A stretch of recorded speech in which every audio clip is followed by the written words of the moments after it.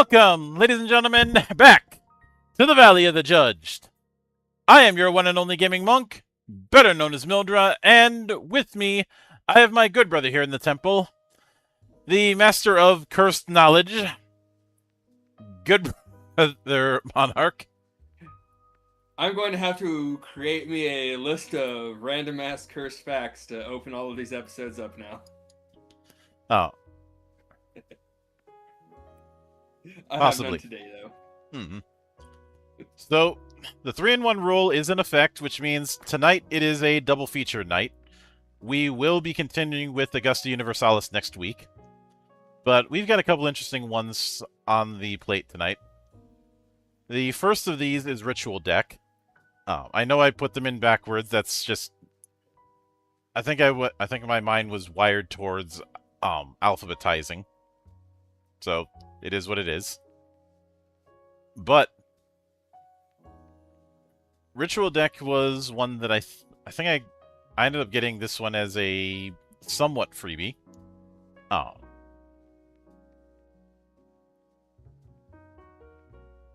And I'm somewhat going into this blind. I will note one thing in advance that I'm not a big fan of. Now I appreciate that this is trying to be legally distinct Yu-Gi-Oh! I'm not fond of the fact that this is a spread. I vastly prefer singles when it comes to PDFs. In fact, that's why for Legend Edition, I sunsetted the spread version, because it just didn't make sense to keep supporting two different versions of the same book.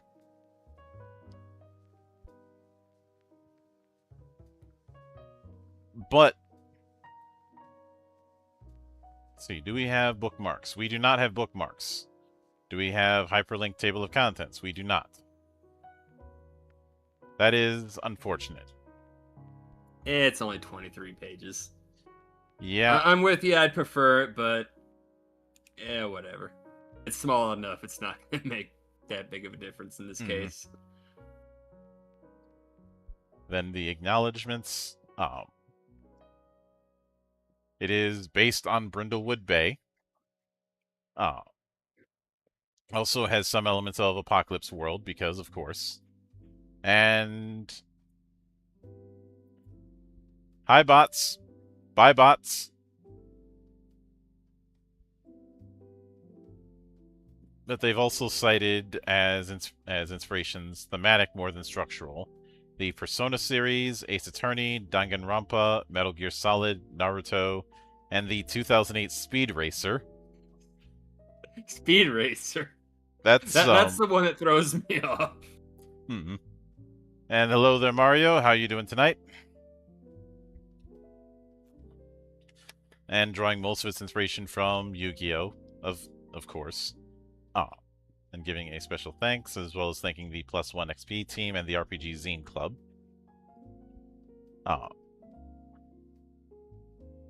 So then we get to setting.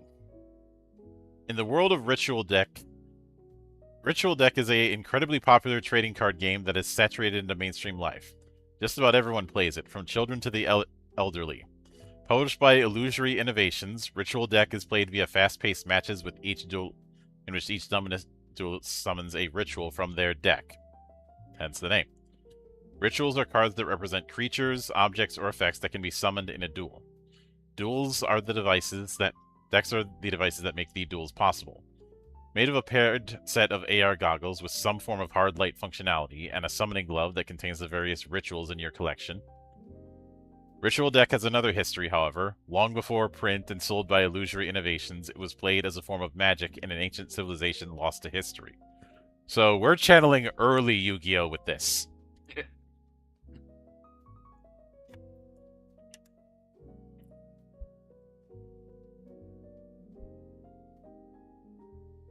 So the prep, all the player characters have a few things in common.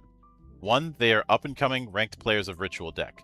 2, they are all students at Battle City Prep, a prestigious high school located in the heart of downtown Gamble City, and the first to be devoted to training the next generation of top-ranked Ritual Deck players.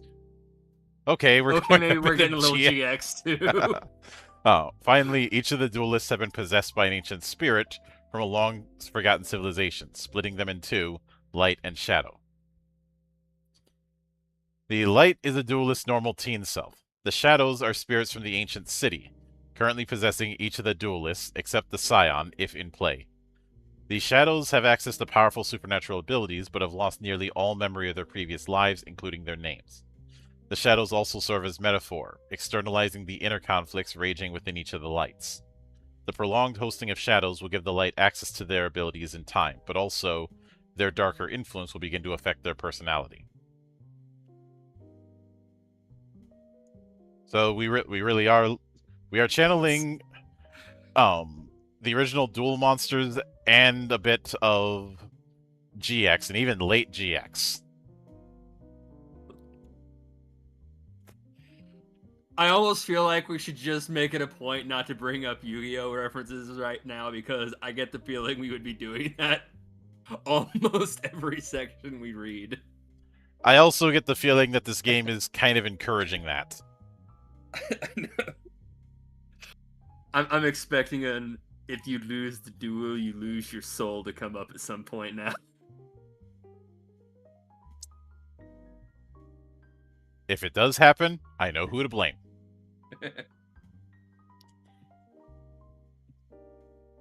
Then we have the ancient city, where the shadows had come from. The ritual deck card game originated here. Over the course of a campaign of Ritual Deck, players will work together to define the exact nature of the ancient city, rediscovering its culture, its people, and its eventual downfall through answering echoes of the past. And then we have gameplay basics. It is going to be built around conversation, a shared narrative authority, which I'm pretty sure has made some, will make some grogs mad, but fuck the grogs. The same kind of people who have the theater kid boogeyman stuck in their head, even though they can never explain to me what it is, so therefore the term is useless.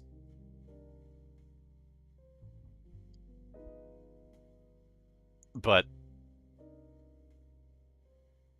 then we have skills and abilities. Every duelist has 4 skills that track their abilities: will, charm, faith, and luck. Will is physical and mental strength.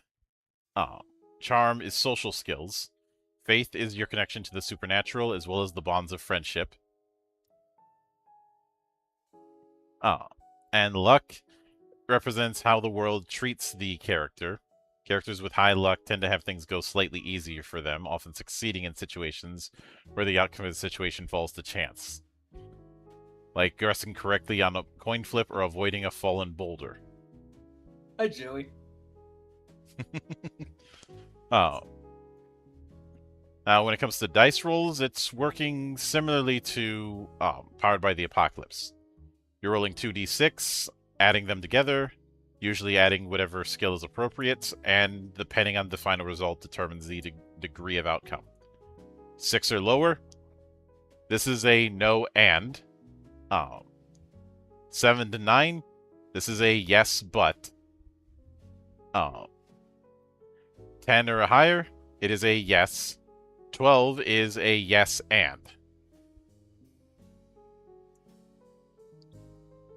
So for something that's adjacent to Powered by the Apocalypse, we're in familiar territory here. Sometimes you might roll with advantage or disadvantage, which is just you roll an additional d6 and either drop the highest or lowest. I think this is going to have a bit more stable impact on a d6 based roll than rolling multiple d20s.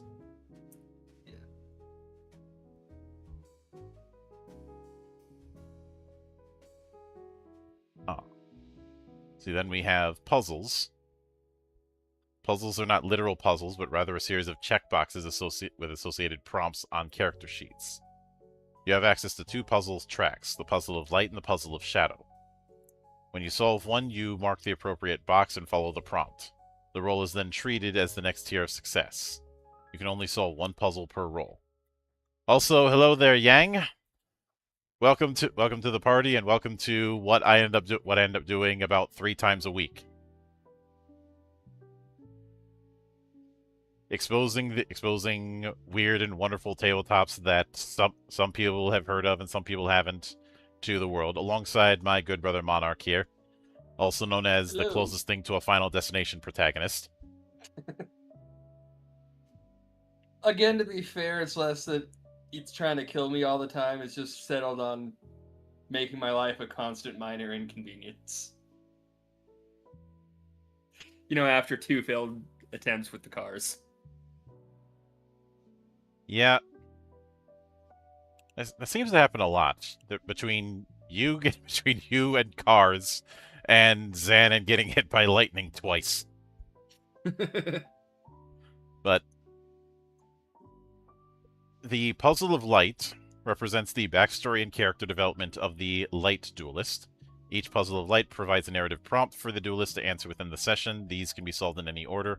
I'm glad these are basically tracks and not proper puzzles, because doing puzzles in TTRPGs is difficult.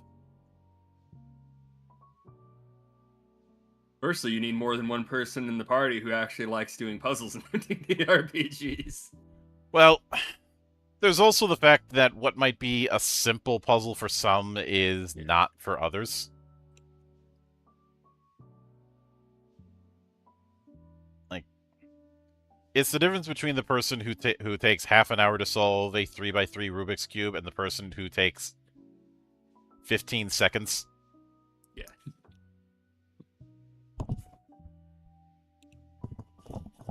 I think you and I both know people who are like that, who you can blink and they've already solved a Rubik's Cube.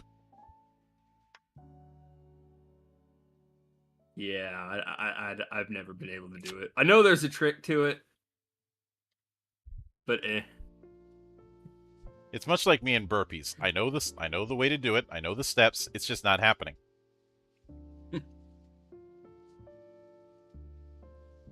But the Puzzle of Shadow represents the influence of the shadow on the light. Each Puzzle of Shadow provides a narrative prompt, a mechanical change, or both. These puzzles must be solved in order by marking the first unmarked box. Then we have power words. Narratively, the duelists have decks full of rituals based around some sort of theme or strategy known to the characters. As players, we abstract that information through power words. Power words are the narrative resource used in generating rituals when they must be played.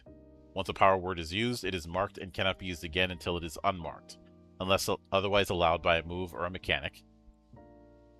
Meanwhile, echoes from the past are prompts that aim to illustrate a specific moment or define an aspect of the culture of the ancient city from which shadows originate. These prompts can illustrate moments of joy, strife, or even the trail to the ancient city's ultimate destruction. After an echo has been answered, it may be treated like a memory the shadows have regained. Echoes are unlocked when a 12+ is rolled on the information move, answer a question move, or as a duel master reaction. A list of echoes is provided in the Big Bad section, as well as on each of the episode sheets.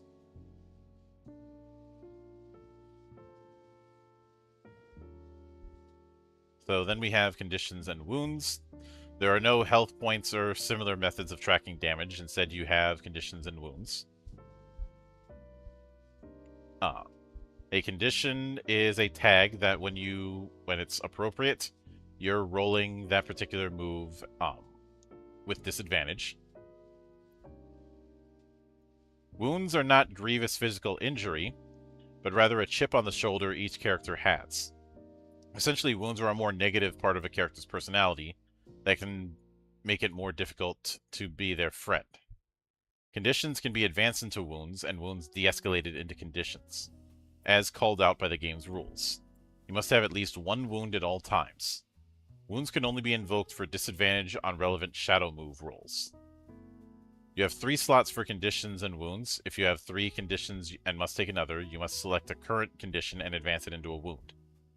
If you have all your wound spaces filled, you must mark a puzzle instead.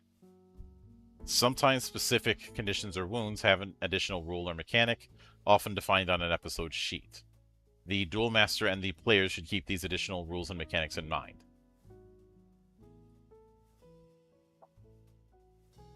So then you have the moves, because this is a PBTA adjacent game.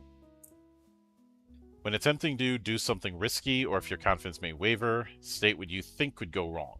Roll 2d6 with the skill.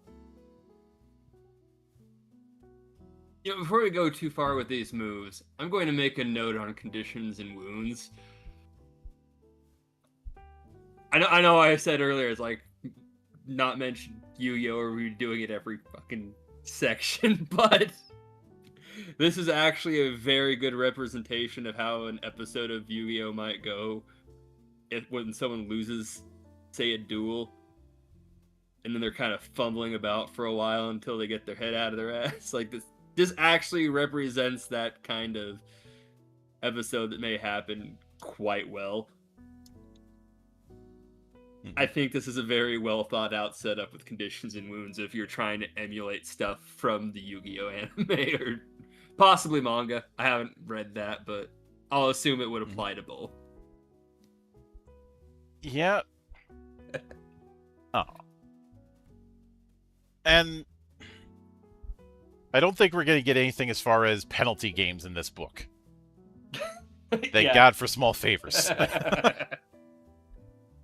If you don't know what I mean by a penalty game, watch Season 0 or read the first arc of the manga.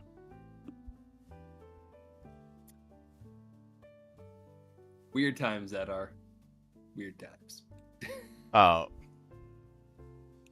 Weird times. Like who wants to spend a few minutes not saying or moving a muscle so you don't have a clown react while you're pouring vodka and there's a lit lighter. Or the whole stabbing cards over your hand thing.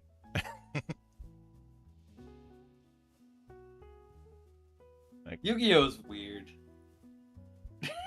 Yes. That's all I can really say about that.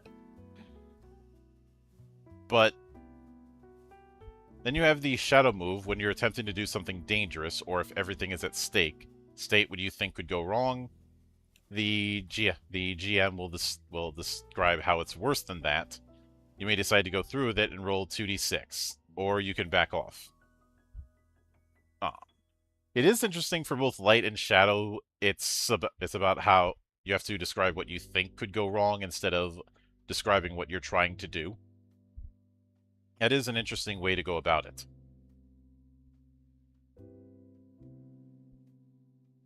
I don't think we've come across that before. Mm-hmm. But then, information move. When you're attempting to investigate a mystery or discovering hidden info. Which you either discover a clue. And I will note with information move, I feel like the first and second paragraphs should be swapped. Or it's kind of odd that it goes 10 plus and then 7 through 9. Yeah. But on a 12 plus, you discover an echo, but also you discover an echo or unlock a new power word. Then answer a question. Once you've gathered enough clues to equal half the question's complexity or more, and reach a consensus, roll 2d6, adding the number of clues incorporated or explained away and subtracting the complexity. If they don't answer how complex is, that will be a problem.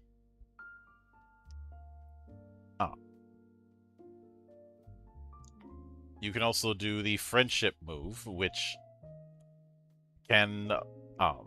if you succeed on that, you can either stumble onto a clue relevant, open a pack of cards and get a new power word, or de-escalate a wound back into a condition.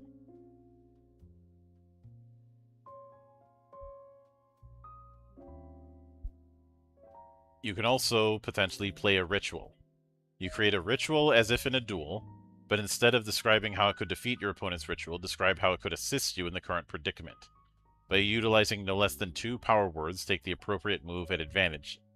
Add +1 to the associated roll for any power words used after that. While possessed by your ancient shadow, your rituals take on a more powerful edge. You gain +1 on the associated roll when using this move. On a hit, unmark one of the words used to create the ritual.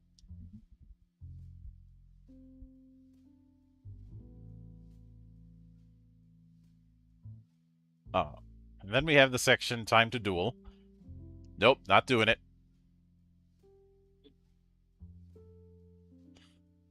Everyone's already done it in their head. Yep, so I don't need to.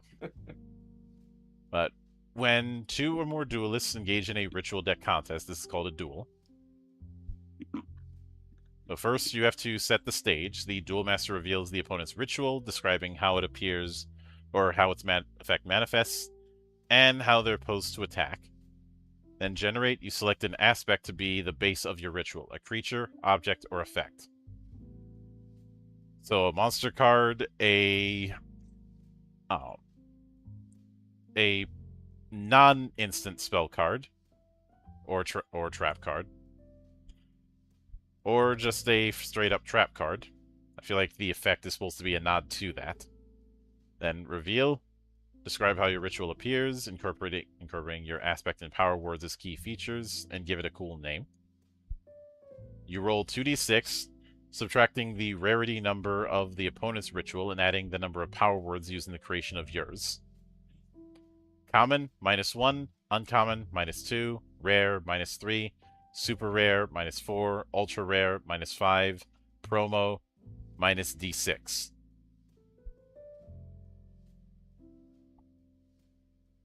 I kind of like the touch of how random the promo number can be. Mm-hmm. But on a miss, the DM describes how you fell into your opponent's trap and you lose the duel. Then they may make a reaction unless you activate a puzzle or another duel-related move. On a 7 through 9, describe how you win the duel. You may choose to either stumble across a clue or new power word. Then the Duel Master may make a reaction, introduce a story complication, or give a condition. On a 10 plus, describe how you win the duel. You may also choose to either stumble across a clue or new power word. If you choose a clue, ask the Duel Master what it is. If you choose a power word, ask another duelist what it is.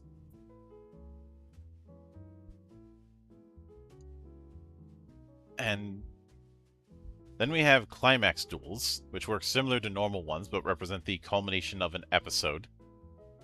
There's a few differences. One, they involve the whole team, or whichever players are present, story dependent, versus the opponent. In order to defeat the climax duelist, the player must beat the climax duelist's rituals a number of times equal to their threat level. This can be treated as the duelist's health bar. Players may collectively define a ritual on their turn. All unmarked power words are available for each ritual, but narratively, only a single duelist will play and roll for it. Should the duelist fail a duel roll against the climax duelist's ritual and not mark a puzzle, the duel will continue with whatever story complication is introduced until the climax duelist is successfully defeated. I was wondering how they're going to do the more protracted duels, and it looks like this is their answer. Yeah.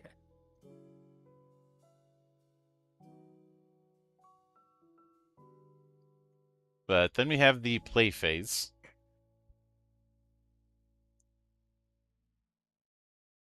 Or play phases, which are school time, after study hall, after school, and night.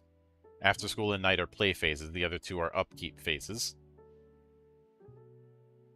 And I'd say this is where the closest thing to the Persona DNA starts showing up.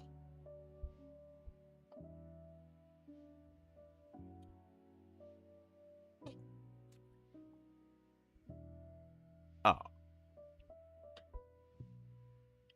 But then the GM? Oh.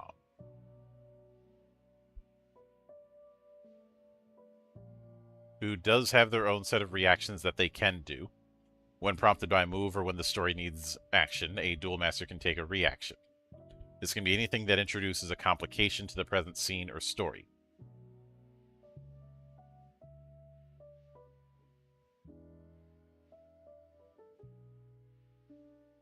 And I skipped most of the previous page because a lot of it is the kind of GM advice you'd expect. Yeah. But when it comes to the first session, after getting players together, read the cats on the following page. At step 4, you're walking them through character creation. At step 5, you're reading layer 0 from the Big Bad section. Then introduce the first episode. And then at the end of session, debrief. So, CATS is an acronym for Concept, Aim, Tone, and Subject Matter.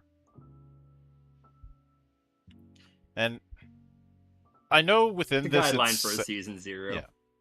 I know within this it says Naruto is one of the inspirations, but I don't see it.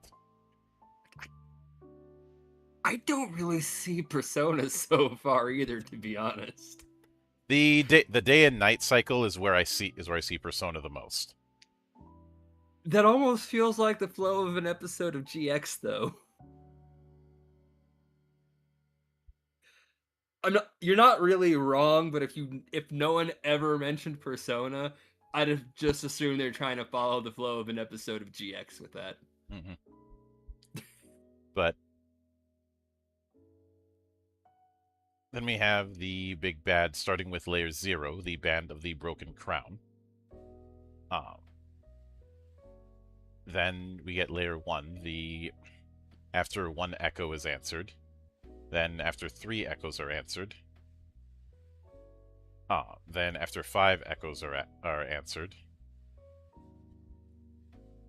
Then 6, and gain the Puzzle of Memory, and as well as the potential echoes from the past. And I do feel like this particular arc is a nice example, but I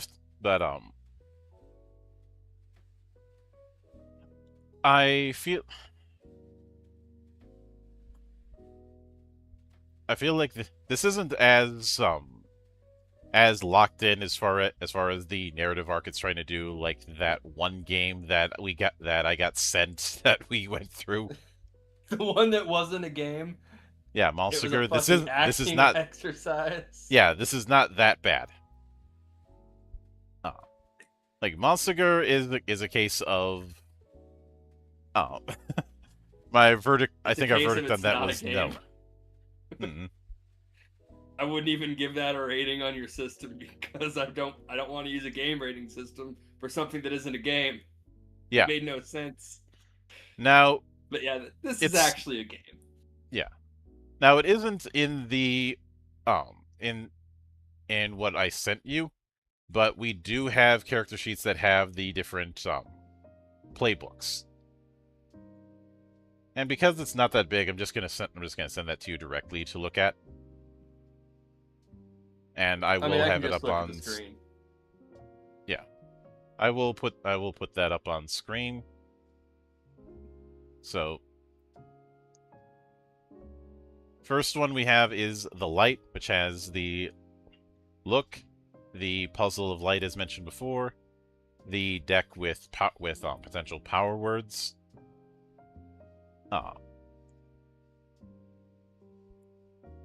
And I think the idea is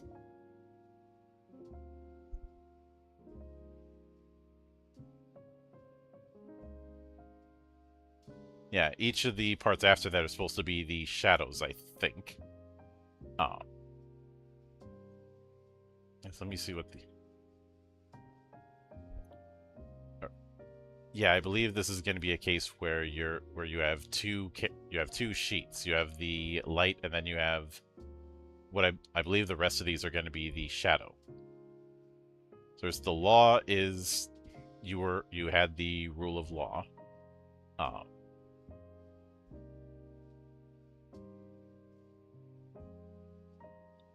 You also have some potential starting wounds. So you don't really have that for the light, and then the advancements, as well as the Ring of Shadow, only available after layer 3 of the Big Bad Sheet has been unlocked. Let's see, then the Scribe, the Tomb Keeper. Oh, that'll be very familiar. Ah. Let's see, then the Twins. I feel like the Twins here are supposed to be a nod to the twins in 5Ds.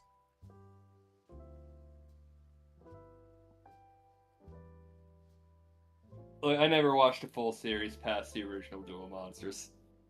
So, sure. I saw that in a chunk of GX. Yeah.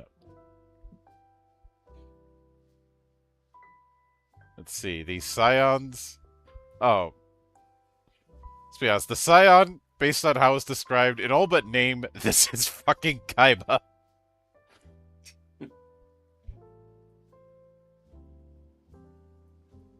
I just want to say, for a 24-page book, this is giving us more examples than some of the full-ass RPGs we've covered before. I do think it's a bit odd that there's a bunch of these blank pages on this PDF, but that's the way it was set up. Oh. And there are a total of 6 episode sheets that were done. Let's see. The main one is Big Trouble in Battle City, which is exactly what you think it is. Then there's Dual Justice.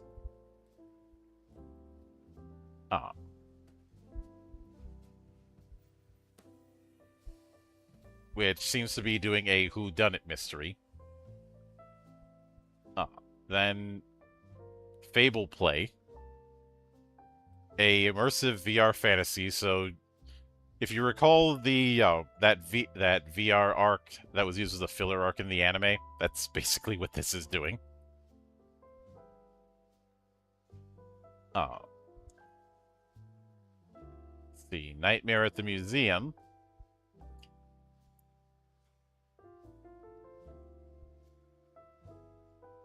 A brand new Egyptology exhibit.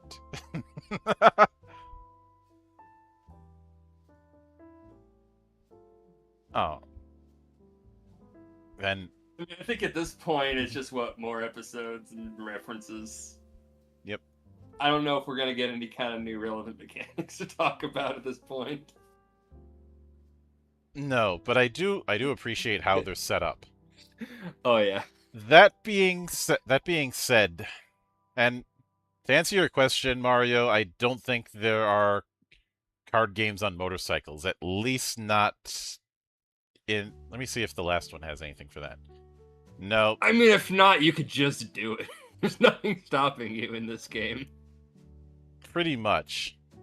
And I do like the different episode setups. Yeah. It does answer how threat works and how rituals are going to work as far as rarity. But there's a part of me that wonders maybe a couple more pages could have been added to give a little bit of pointers for making your own episodes. I like that we have 6 full examples. And also a lot of examples for things like clues, because that's another thing I could see being a problem, because clues in investigative campaigns can be a bit of a blank check. So there is a decent amount of guidance, except when it comes to creating your own episodes. Now, some of that is, this is a very zine-sized game, so there is that. But I do wonder if that was a I do think it gives you enough here, but a little more specifics might have been nice. Mm-hmm. I think where I stand on this one is what's here is good, but I think there could be more. I think there could potentially be more. I'd put this under my metric. I would put this game as recommended. Yeah. Now, this is an odd point. This isn't like a for or against, but effectively, what a trading card game is you're playing a representation of something else. So what this game is you are playing people who are playing a representation of something else. Have I ever told I you? just find that kind of funny. Have I ever told you about Millennium Blades? No. Millennium Blades is a board game where you're playing as people playing a card game.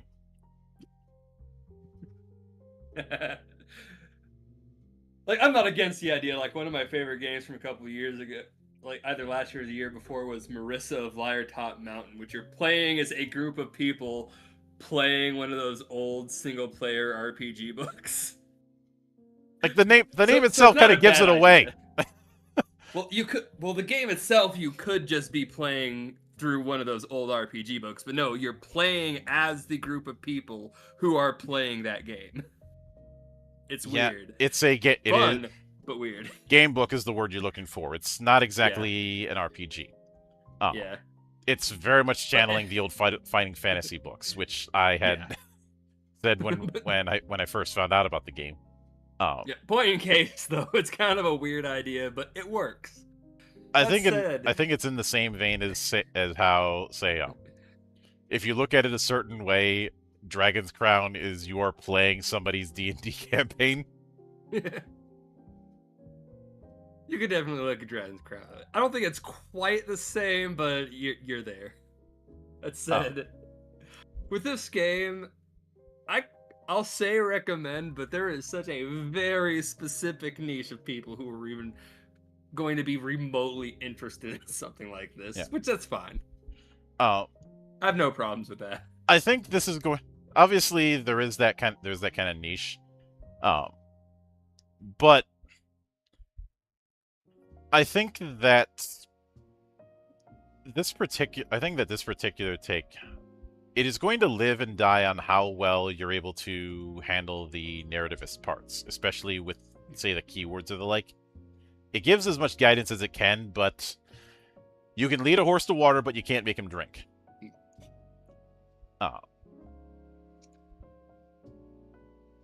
That being said, I think the only other thing that might hold it back is that it's very clearly built around the dual city prep kind of thing, as well as its relationship with the ancient city, which is certainly nice, but it's one of those things where it's doing this very specific thing, and if you're not down with that, then it's not going to help you.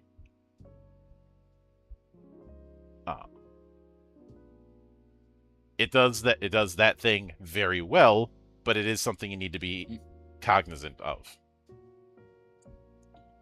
Now, with that said, we are going to take a break for a couple minutes, and then we'll be looking at New Eden, also known as KPR Narrative Rule Set.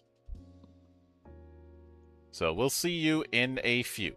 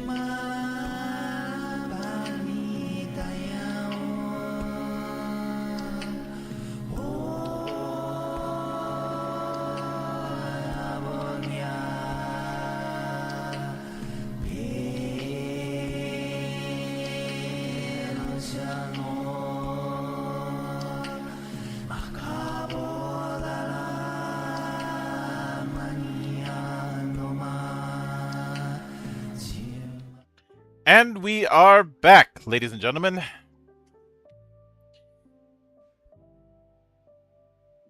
So, New Eden. What is described as a solarpunk RPG in a world reborn. Now, in the interest of full disclosure, because some people are going to look this up and have feelings about it. KPR is a project that's on OpenSea.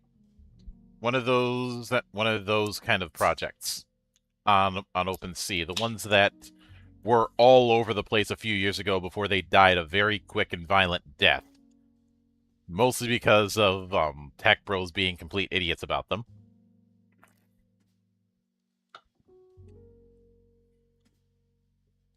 I'm making a note of this. I am sure some would love or demand that I dismantle this game just based on that fact alone.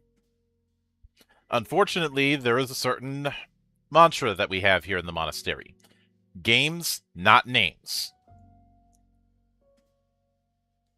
And because of that mantra, I can't just ignore the whole every game gets its day in court in as neutral of a way as I can when it's not convenient. So if you're expecting me to lambast this thing because it may be related to a project on OpenSea or Web 3.0 or whatever, clearly you don't know how we do things here. If you want that kind of moral grandstanding, go to Blue Sky. This is the monastery. We do things differently around here. Okay, housekeeping over. Solarpunk, I think, is an underrated genre as far as science fiction, and I think the reason some people ignore it is because it doesn't have enough misery porn or is too optimistic. Or you get the people who think that because it doesn't have the misery of, say, Cyberpunk, that there's no conflict. When that couldn't be further from the truth, if I'm being honest. Oh. Do you remember the Cyberpunk incident with Geek Watch a few years ago, Monarch? I don't believe so. I pitched the idea in some writing groups about doing a Cyberpunk that wasn't a late-stage corporate dystopia. And I got shit on quite a bit. Several people had said, "Oh, that's just you're just making a utopia." Or you'd make a Cyberpunk with no conflict if you don't have that late-stage corporatism. When I never said any of that. All that I was doing was exploring how it's possible to divorce the Western European motif from high fantasy. Is it possible to divorce Cyberpunk from elements of 1980s futurism? Because around that time, I had put forth the idea that the reason why that stuck around so much in Cyberpunk is because of the corporate culture that was going on in the 80s. Especially if you've seen films like Wall Street or The Big Short. Okay, well, The Big Short was not dealing with 80s style corporatism, but it's not far off. The Big Short and Margin Call were both dramatizations of the events that led to the bubble burst in 2008.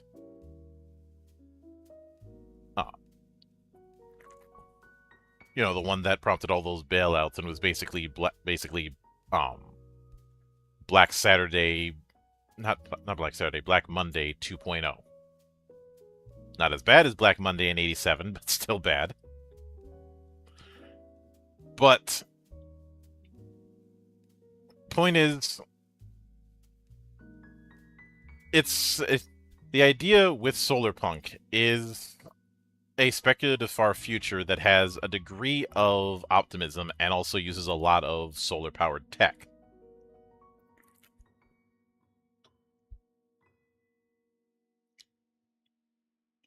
But it's a concept that I see some writers and creators turn up their nose at. And in my not-so-humble opinion, they turn up their nose at it for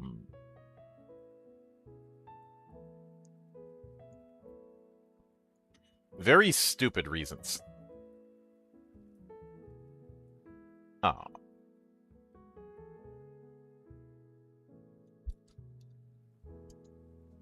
Usually reasons that I can sum up as an ivory tower kind of mentality.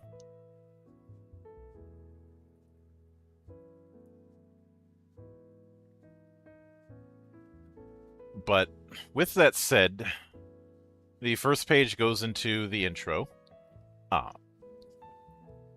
This is based on what we see here, especially with the idea of being a keeper and the like, there's two things I can say. One, I think somebody was loosely inspired by Destiny with this. And two, this is a post-apocalypse.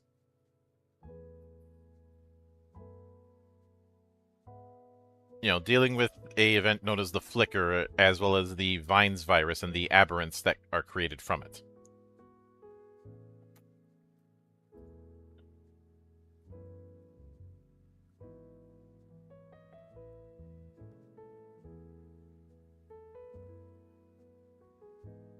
But then it goes into a bit of the intro. Some of this is written as if this is your first RPG, which is a smart move to do.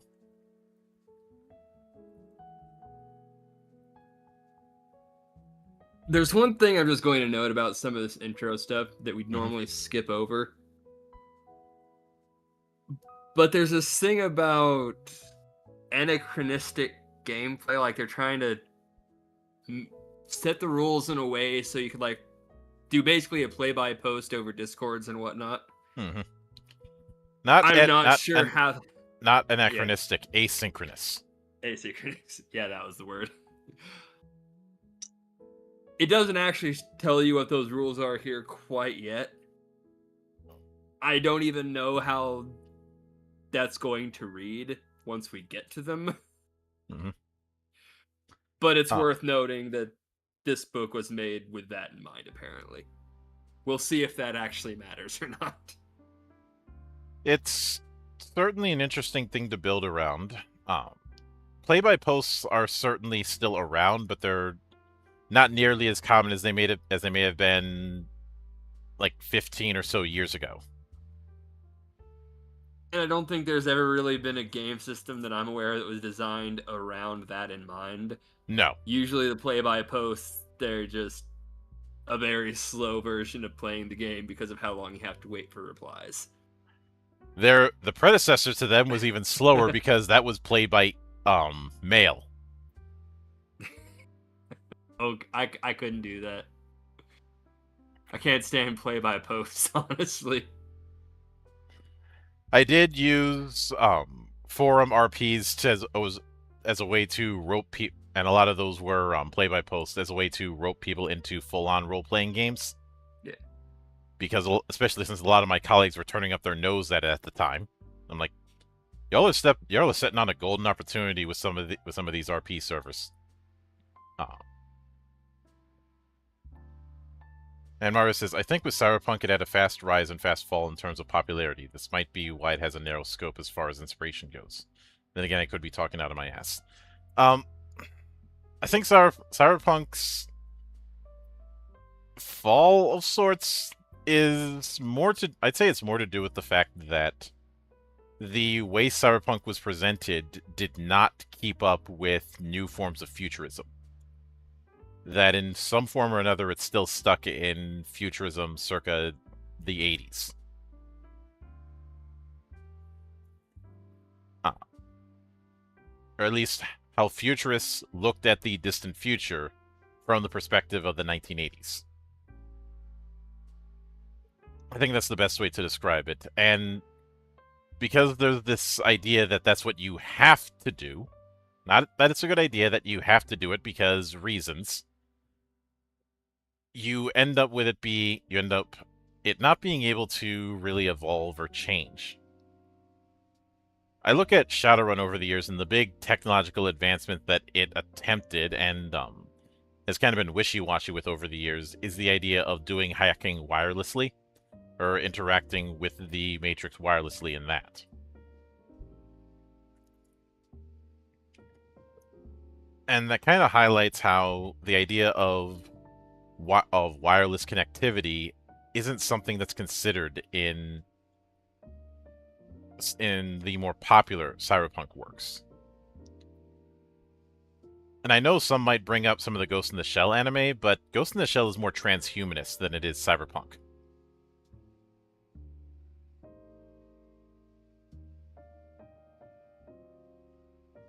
And of course, the more recent Ghost in the Shell is a different beast in and of itself that has made some people very confused. And me, I'm just laughing the whole way through because I knew what I was getting into.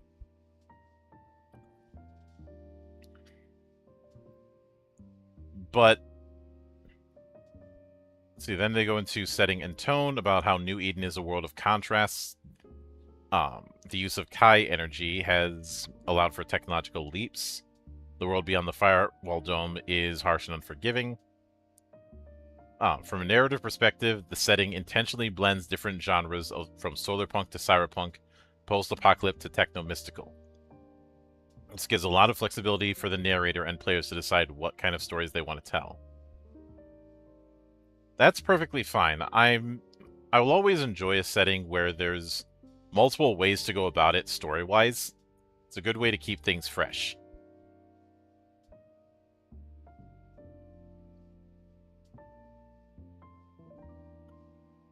But then we have the Golden Era. This is basically a history piece to go over the Golden Era, where the use of Kai energy was at its peak.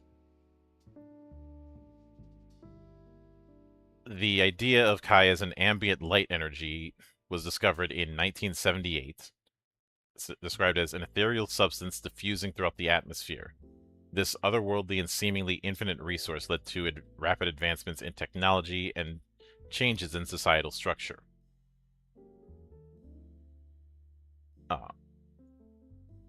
Then, what's known as the Flicker. A seemingly minor virus. Initial symptoms were a stone-like hardening of the skin, a heightened sense of agitation, and in rare cases, delirium. Though the origin of the virus has remained elusive, the public was reassured that there was nothing to worry about. Foreshadowing is a literary device. The best vines were working on a cure, and the vines would be a temporary setback. Vines is the nickname for people infected with the virus because of the vine-like lines crawling over their bodies.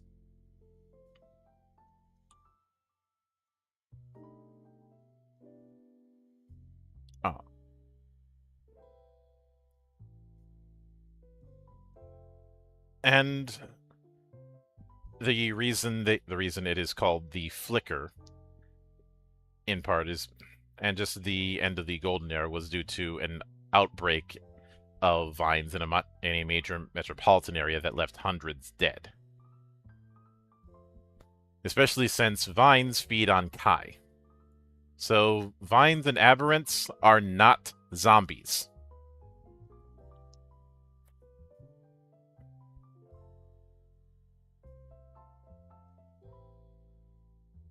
But then in the year 2000, with the world teetering on the brink, a surge of Kai energy burst through Vine's infected infrastructure, creating a power failure that plunged the world into darkness.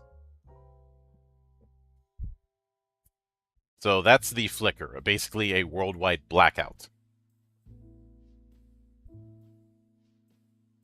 But one Kai collection facility roared back to life the day after the Flicker. Drawing raw Kai energy down from the aether, the keep projected a translucent dome over the surrounding territory, halting the advance of the aberrants in an area still inhabited by millions. That area would be New Eden.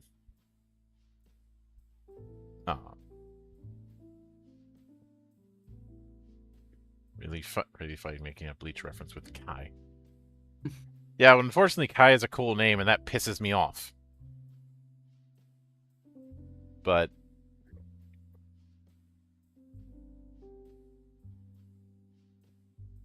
and it's a bit odd to have the table of contents this far in, but that's what they did. This annoys me so much.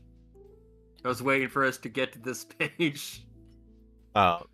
There are 3 sections of this table of contents list that appear before the table of contents. Why? Also, we don't have bookmarks. In 115 pages, that's less acceptable than it was for the last one we talked about. Because that was only 21.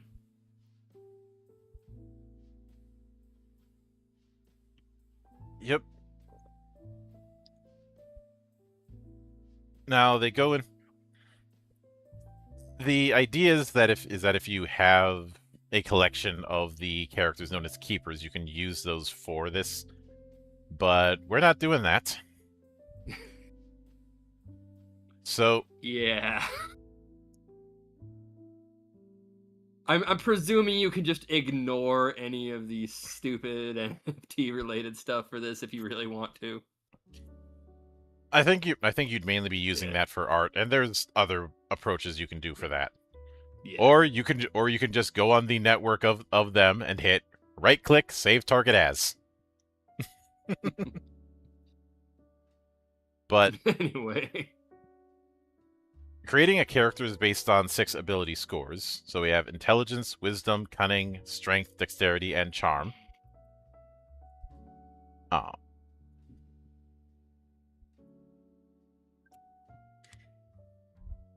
I would say these are the basic 6 ability scores that we're familiar with, but I'm trying to think what would the equivalent to cunning be.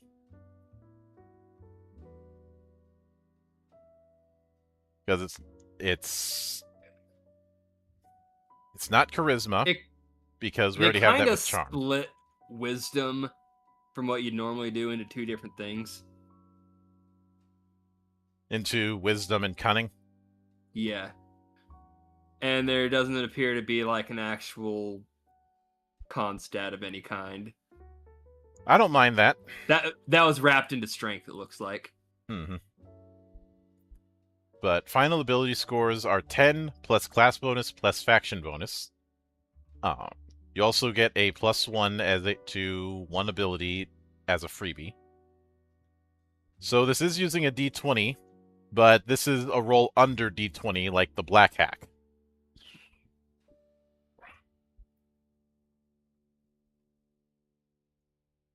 But you also have attunement points. In addition to individual ability scores as calculated previously, each keeper receives a number of attunement points based on the class and faction they have chosen to represent. These points are assigned to different paths of magic to determine access to magical spells and mystical abilities. The number of points provided for each class and faction are presented below. They should be summed together and assigned to the magical path ranks of a player's choice to determine the spells that you have access to. To balance out the power gained through attunement points, their associated ability score modifiers as indicated.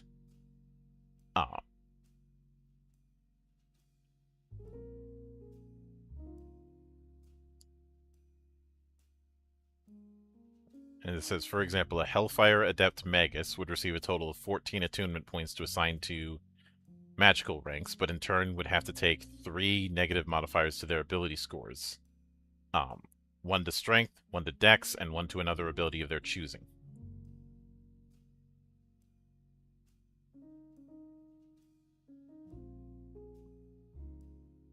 So that is a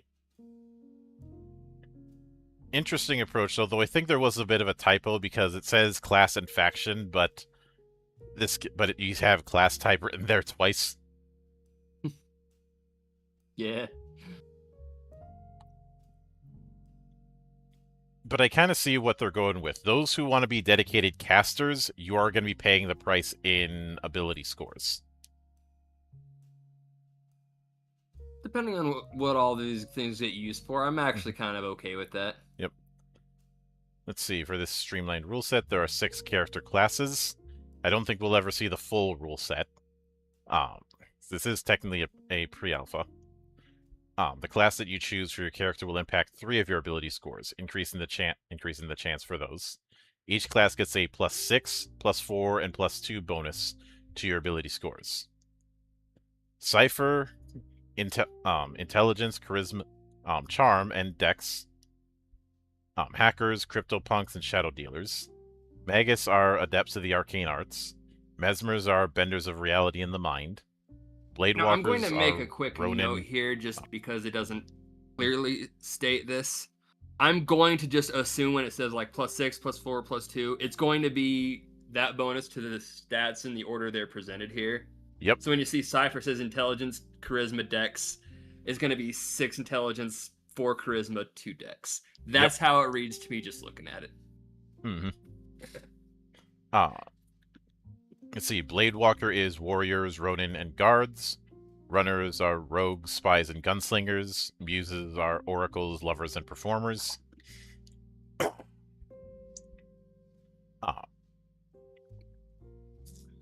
I know it would be tempting to compare these with certain D&D classes, but only a few of them really fit.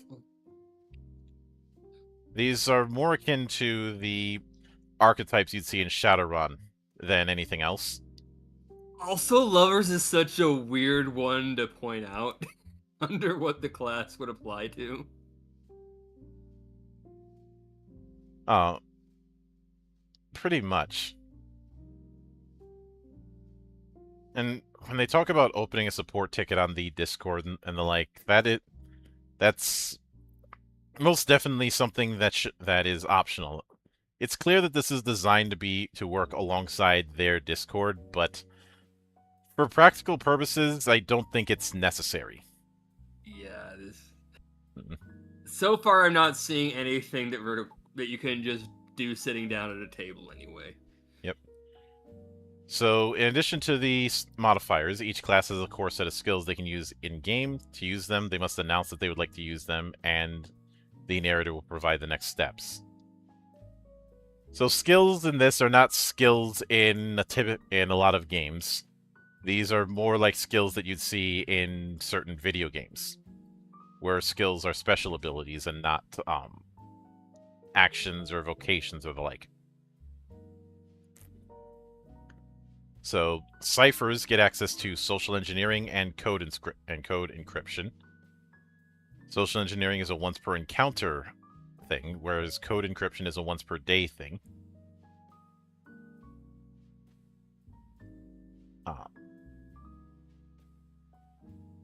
Which I get what it's trying to do, but I do have to wonder why there's the encounter and day limitations on some of these.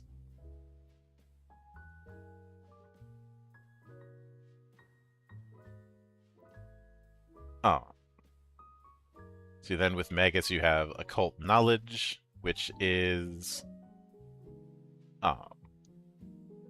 not a limited one. Then Spellcaster, which gives them 10 attunement points to assign to sphere ranks as they choose. This was kind of hinted at with the attunement points we saw earlier. Let's see, Mesmers have hypnotic trance and clairvoyance.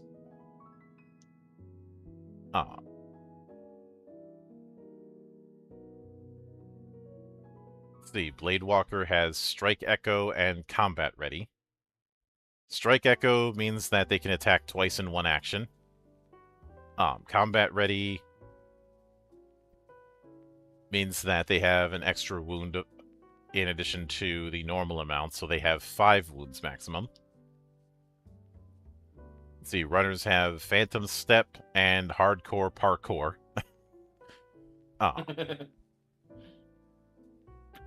Okay, that one. I like that one. Just a random ass goofy name. Yeah. Muse has Siren Call and Inspirational Aura. Which I see what's what they're trying to do with these kind of class abilities. I'd say these are the skills that we have here. I think a easy parallel would be the role skill that you see in Cyberpunk. You know, where each of the roles has that one skill that's exclusive to them to help them do that particular role. But the limitations with some of these bugs me. Like, Inspirational Aura only being able to be used twice per day. That feels like a very D&D conceit. I'm not sure that fits here. Yeah. Like, I don't mind abilities like that depending on how they're done, but here, twice per day, how many encounters, like, are you expected in a day? I don't think this is in the system. Given the setting that we have here, I don't think this is one of those games where you should be expected to be in combat a certain number of times per session.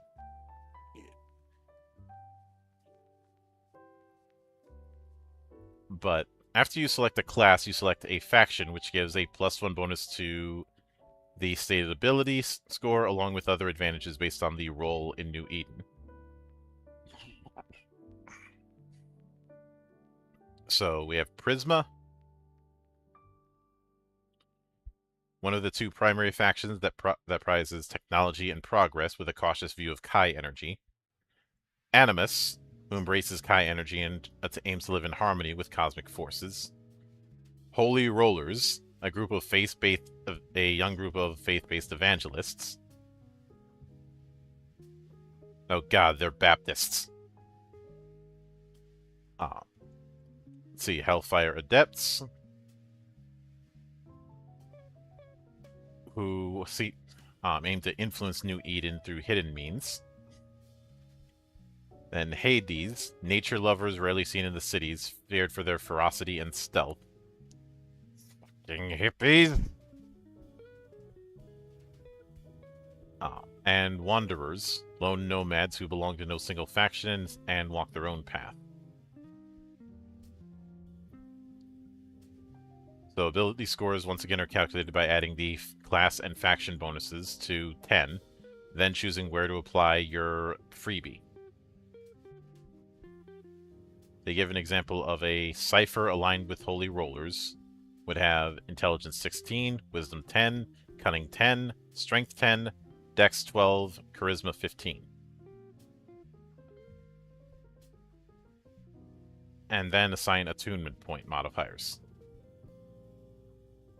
Then it goes into a bit more detail on each of the factions.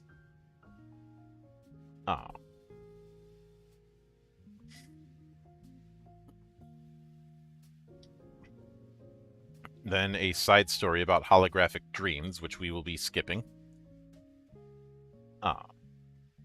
Mostly because I don't have anything to dissect on the matter. But it feels like those in-between chapter side stories that you see in Shadowrun. But then we get into mechanics. So the core mechanic is D20. You're trying to aim under the ability score that you're using. For opposed actions, you are trying to both parties roll. Whoever rolls the furthest under is the winner.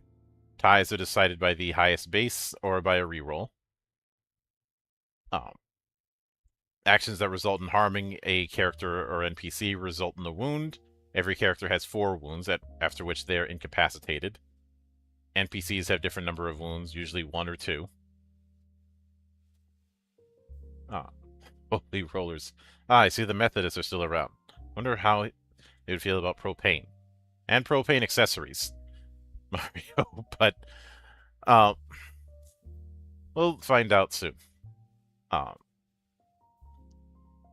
But since every character aside from certain classes has 4 wounds, I think that kind of answers the HP issue that you were bringing up earlier.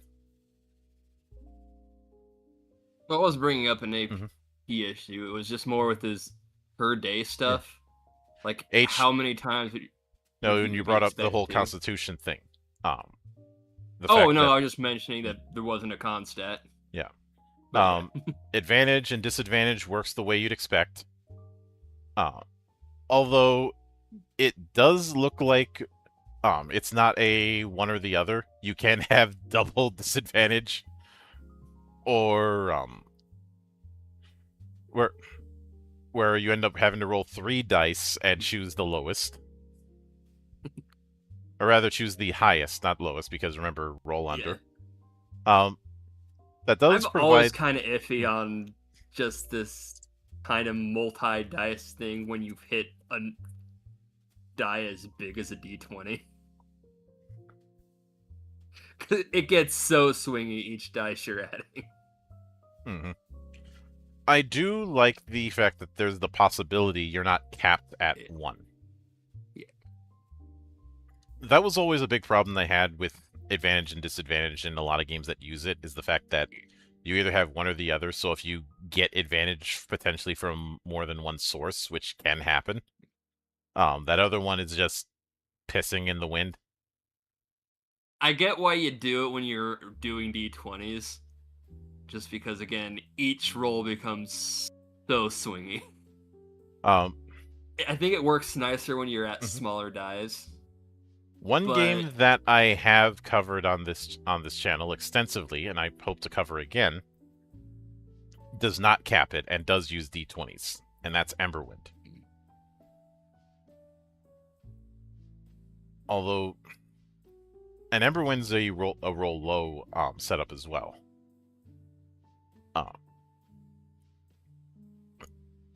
I think I think the reason I don't mind it in Emberwind is because of the way the cap check works, where there's 3 tiers of effect that you're rolling for in combat. And out of combat, it's not gonna matter as much. Hell, you don't even have to use that approach. You can use a yes or no card system that's included if you want. But let's see, then we have the charged mechanic. Keepers are inherently powerful people, capable of a wide range of amazing things. Their attunement to Kai energy means they have moments when they are particularly charged and able to use this energy to go beyond their normal limits. To encourage this kind of heroism, each character receives 3 charged slots that can be allocated during the course of each scenario. These can be used in the following ways. Advantage added to a dice roll of your choosing. This can be used to mitigate any single disadvantage that might be applied. Return damage when wounded, causing equal amount of wounds to the attacker. This can only be used if the attacker is within 20 feet of you. And damage burst. Upon a successful hit, cause +1 wounds to the amount that would normally be applied. At the discretion of the narrator, additional effects can be approved that are relevant to specific events occurring for the players. However, these should be in line with the above options in terms of power and gameplay effect. Once used, charge slots cannot be regained during the course of any single scenario. They are restored at the beginning of the next scenario story arc that you take part in. Essentially, you're not getting charge points until after a long rest.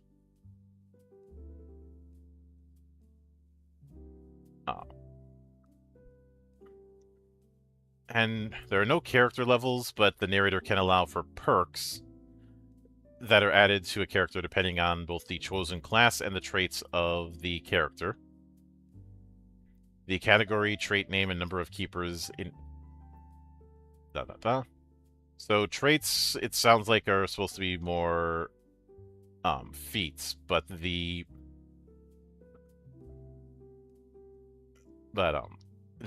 traits that are there are gonna depend on those. So this might cause an issue, but I don't think it really will.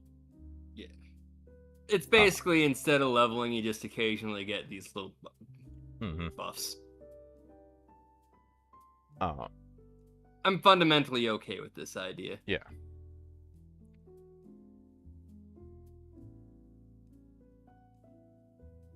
And especially there's actually a good number of them here on these pages, so... Oh, yeah.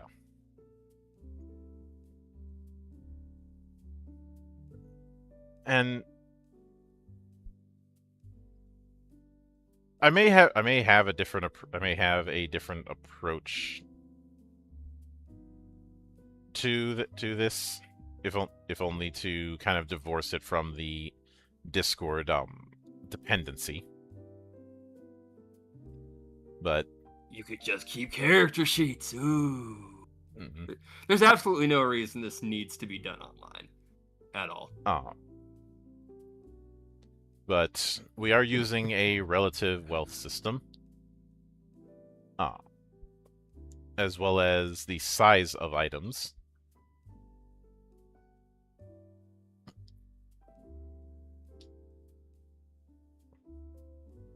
But so our currency, quote unquote, is RP. Which I'm trying to see if I can.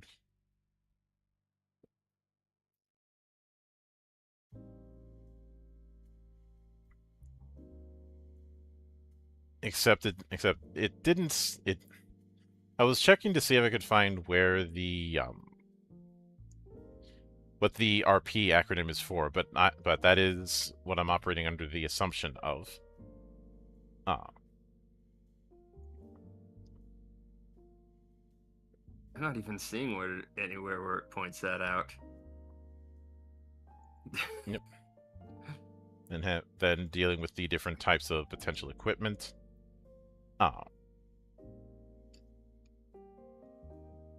Then cybernetics.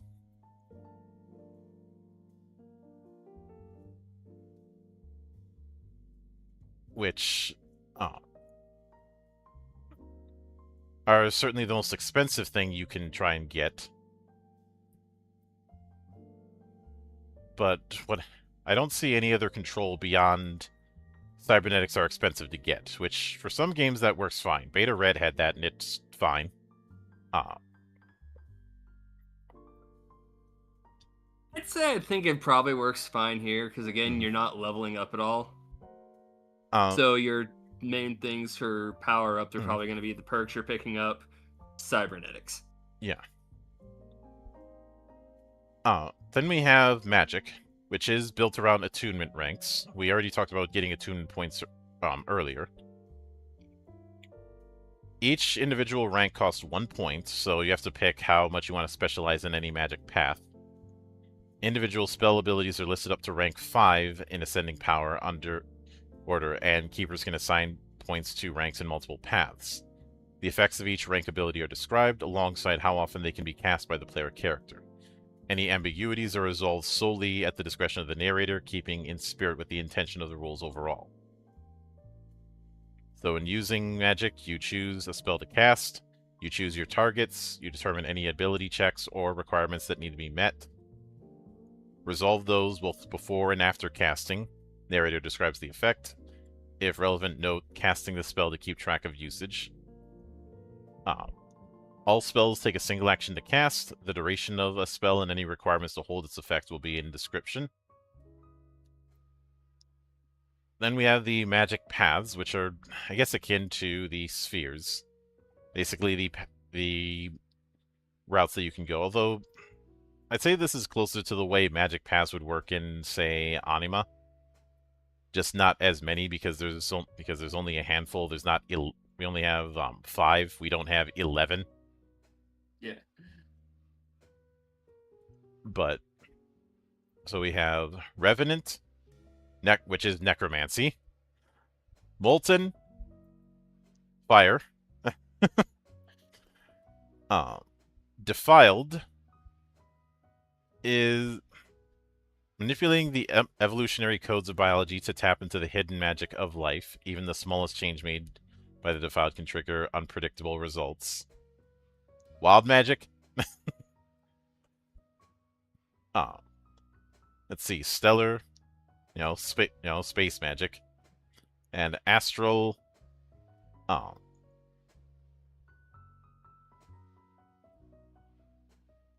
You're communing with spirits and intelligences. And then chromatic, which is light.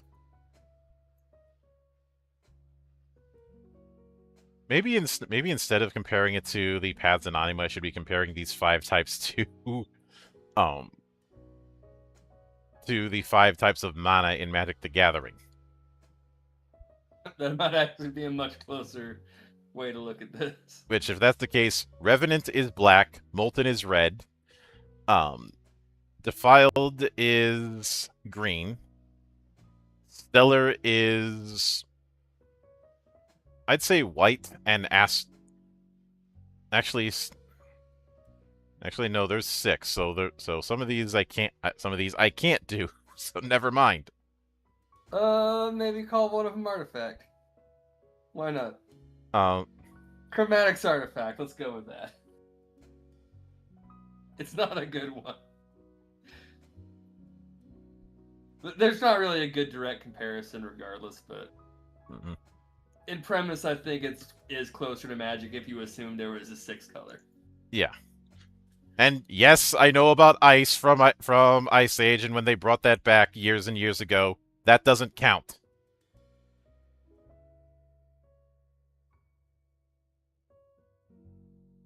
But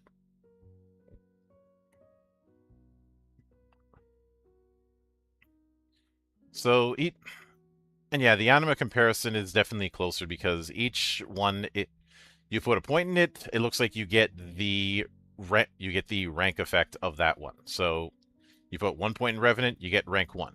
2 points, rank 2. 3 points, rank 3, and so on.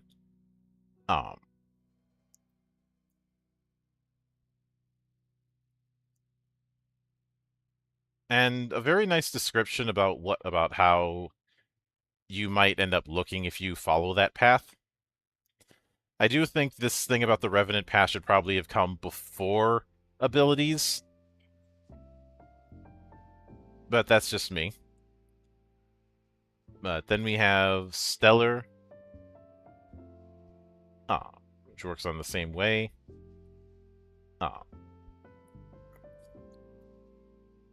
Then Defiled,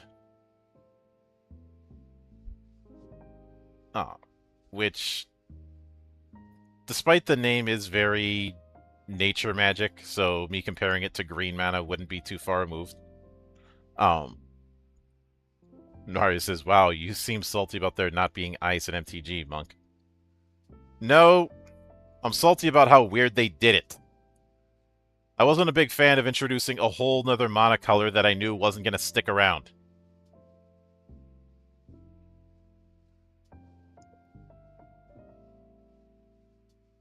But then we have Molten.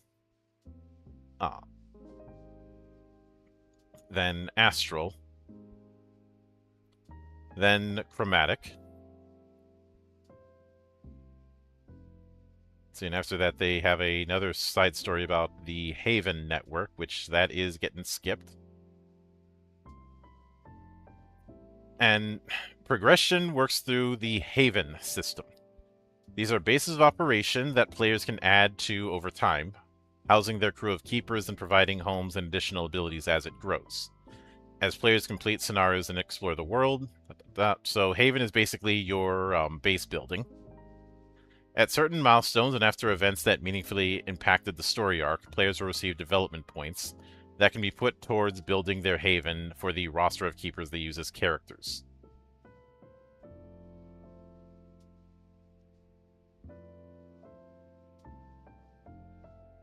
So RP is just resources, so we have that.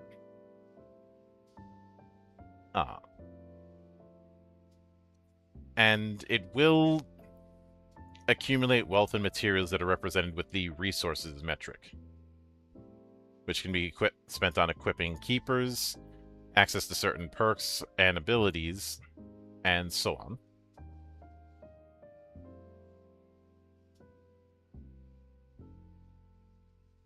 Which,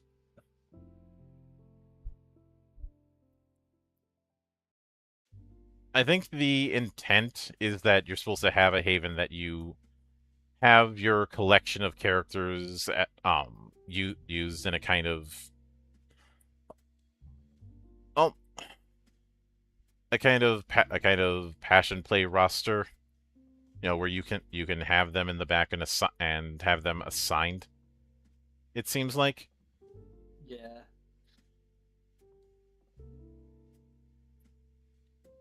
But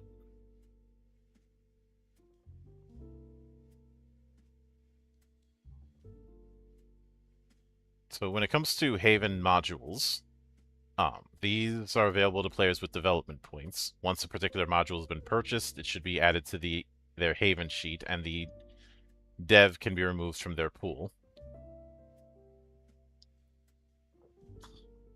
So, in addition to requiring a certain amount of devs and resources to include a module within a Haven, each module also has a particular rank indicator that indicates the complexity of the module and its impact on the overall power and capabilities that it provides to a Haven. Advancing in Haven ranks requires a certain number of individual modules to be placed, which can include installing duplicates of pre-existing modules. In this way, higher ranks of modules represent the substantial growth and influence of a particular Haven, unlocking new kinds of abilities and resources accordingly. So the Haven ranks are Foundation, pick one selection. Rank 1, payments of dev and RP costs, plus one selection in rank 1. Rank 2, payment in dev and RP costs, minimum of 5 module plus a minimum of 5 modules in Haven. Rank 3, payment of dev and RP costs plus a minimum of 10 modules. That's the requirement.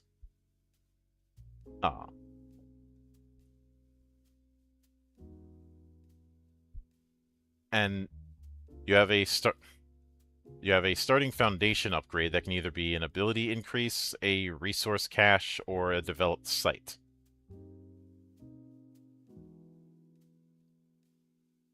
And then we have rank 1 modules.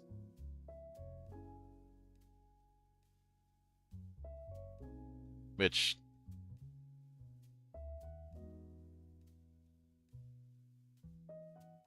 some of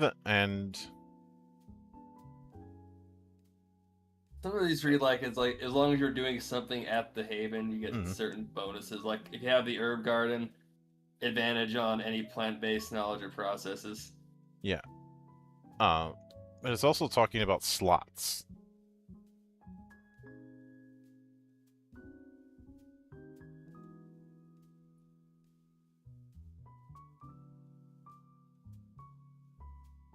And I'm trying to figure out if there's like some cap.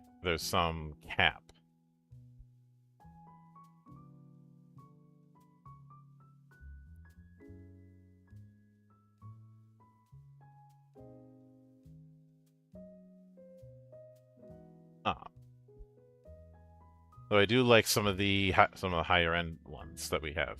There's also the potential for custom ones and mapping the layout. Yeah, I am not finding any kind of cap. Yeah, it's talking about keeper slots, especially in this little summary chart that we have here. But I don't see anything on that front. So that is, unless it's the idea of roster, which I'm not quite sure. It's not making it clear. And right after that, it goes right into allies, which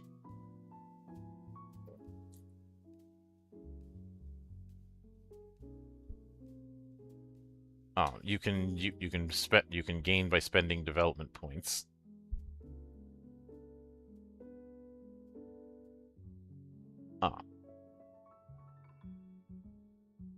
Just to give everyone an idea of how these will work, just the nurse. If you have the nurse, you heal one. They can heal 1 wound per session. Yep. I'm a little annoyed we're going from per session to per day stuff, but yeah. Yeah. Rank 1 costs 25 dev. Rank 2 costs 50. And rank 3 costs 80.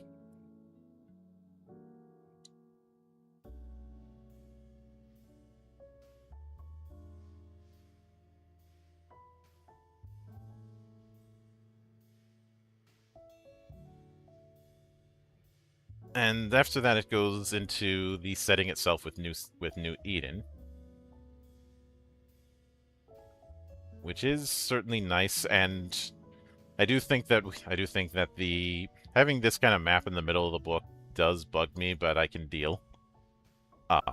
What this does show is that I wasn't too far removed from making the Destiny comparison because the area of New Eden is a very large area, one that is its own setting area in and of itself. This isn't like, say, Destiny, where you have the last city and the wild surrounding it. You have a setting that acts as its own little safe zone. And if you scroll down to the Haven layout sheet, I think this answers the slot thing. I'd imagine each one of those slot costs will take up so many of the slots shown here. And once that fills up, that's it. Mm-hmm. Oh. I certainly hope that is, because I cannot figure out what else this should possibly be for. because this reflects nothing else I've seen. So that's just my best intuitive guess for that. Yeah. So, with New Eden, I understand what they were trying to do. But I do think that this insistence on using the using the characters as part of that KPR project, and the fact that they want people to play it on their Discord, was the wrong move. I can see the vision. I think you could pull that out and nothing. You could pull that out entirely and still pretty much play this game as intended. Yeah. I think the perk system would need a bit of refinement. I do think some sort of milestone system as far as leveling would be perfectly fine, or just using dev points as either dev points or resource points as a leveling system. You know, where you're buying say training using resource points. See, there's little changes like that I could agree with you with. I don't know if they'd be necessary, but I don't know if it'd matter. This just kind of feels uninspired. Oh, is where I'm coming down on this. Like, you could clear up some of the oddities, like it not being entirely clear about the keep slots, and just leaving it to you to have to figure it out by looking at the stupid keeper sheet. I don't like that. But yeah, I don't like it. But even if you fix that, made it clear early on, I'm like, it just feels uninspired to me. I think I don't have anything horrible to say about the game, but just I don't have anything all that great to say either. When it comes to how character creation works, I like what it's trying to do with this simplified approach, and basically having it that every character is on some level a Gish. But I don't think it's fully taking advantage of the toolset that it has. There's some old habits, like the whole you can use your skills once or so per encounter or per day or what have you. Even though you read it and it makes absolutely no sense why you can only do that once per day. Mm-hmm.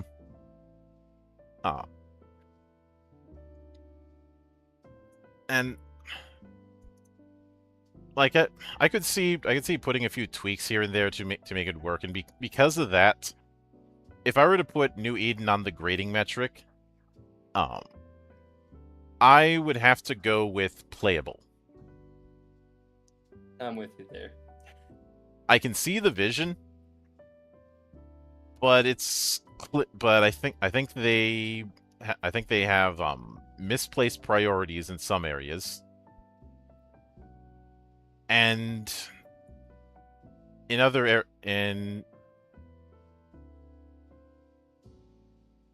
areas they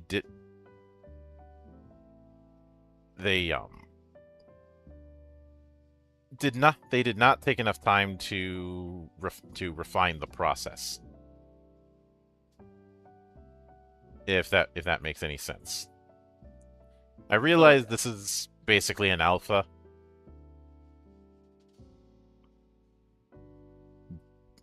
but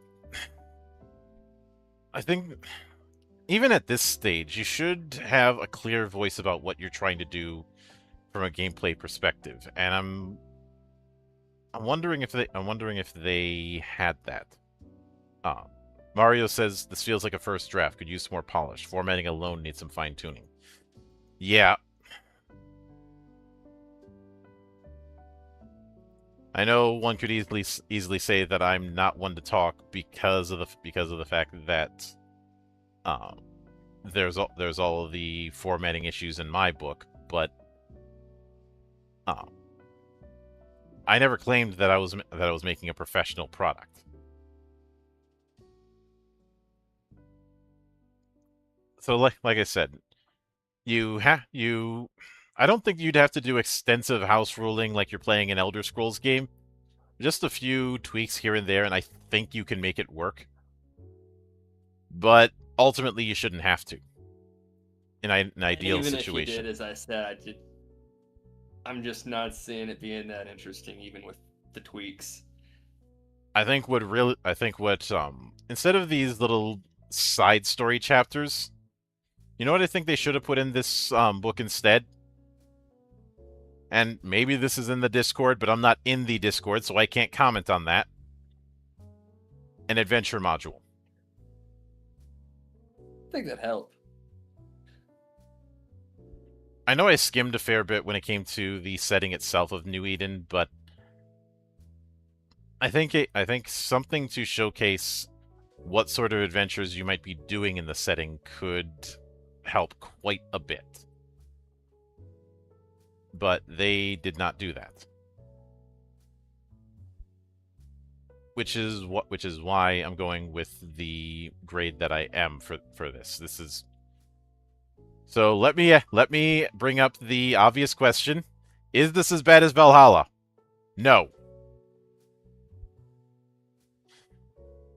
I mean, I think Valhalla had more vision than this game, but yeah, no, this is not as bad as Valhalla. The depressingly low bar that is. Mm-hmm. But with that said, that is going to wrap it for this particular episode. We will be back with the Valley next week. As well as a couple other there's also a couple other changes. Obviously on Sunday I'm going to be starting the first episode of the New Direction for the Record of Swordforged Worlds as we delve into the Alchemist Works expansion for 2.0. And when we come back here next Friday, we will be primarily focusing on the let me double check just so I'm not talking out of my ass. Let's see what we've got here. So we'll be focusing on Imperium and Mechanica, which will get into some of the mechanics as well as the symbol thing that I talked about last week. Because remember, that's kind of how these books are set up. One chapter covers the fluff, another chapter covers the crunch. But that will do it for this week. I hope to see you all next time. So until then, on behalf of the good brothers present and not present, my name is Mildra. I am your gaming monk. Stay fucking frosty, everybody.